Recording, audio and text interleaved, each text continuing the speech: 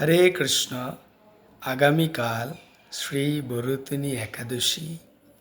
আপনারা সকলে এই ব্রত অবশ্যই পালন করবেন।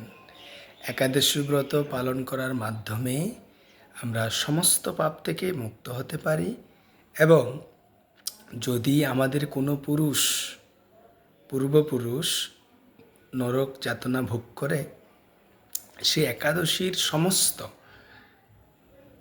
পুণ্য অর্জিত ফল সেই পূর্বপুরুষের উদ্দেশ্যে যদি আমরা নিবেদন করি, তাহলে সেই ব্যক্তিও নরক যাতনা থেকে মুক্তি পেয়ে বৈকুণ্ঠে গমন করবে। তাই একাদশী ব্রত অত্যন্ত পবিত্র। এই ব্রত পালন করার মাধ্যমে পরমেশ্বর ভগবান সবচেয়ে অধিক সন্তুষ্ট হন। তাই চলুন আমাদের পূর্বপুরুষদের উদ্ধারের কার্যে ভগবানকে সন্তুষ্টি বিধানের জন্য সকলেই আমরা একাদশী ব্রত পালন করে পাপমুক্ত হব, পূর্ণ অর্জন করব, সুকৃতি লাভ করব, কৃষ্ণ ভক্তি অর্জন করব। হরে কৃষ্ণ।